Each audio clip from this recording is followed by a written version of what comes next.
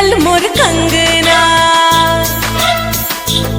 जब से छूट हला हो सजना, खन खन खन कल मोर कंगना, दिल के धड़कन बजाए सहनाई, आवे लागल ए राजा गिराई, आवे लागल ए राजा गिराई।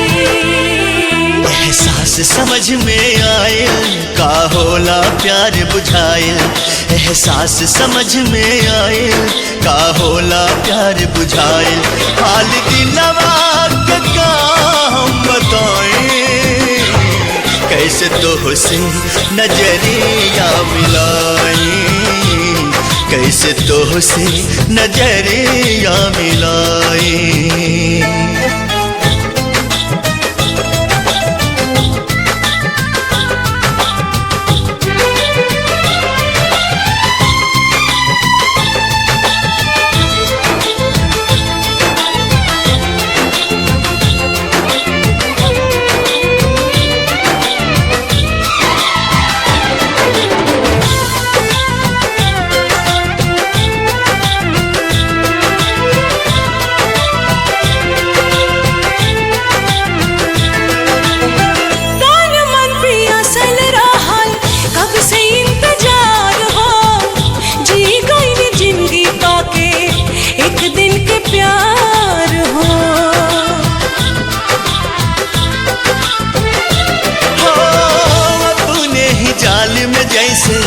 फसल बा पहलिया बुझे नहीं पावे केहू नियति के खेलिया,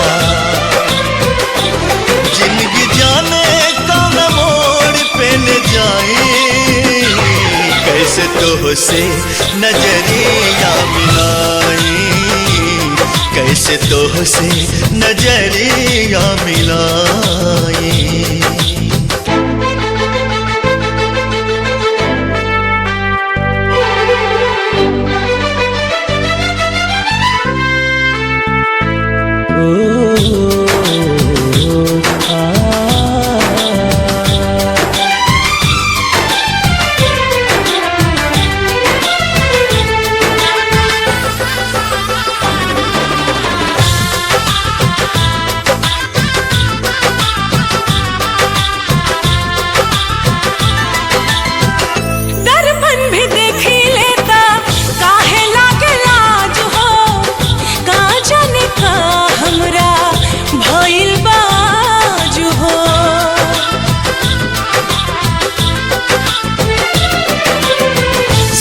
फेरा सातों वचन सगरो भुलैनी, पति के धर्म का होला उहो ना निभैनी,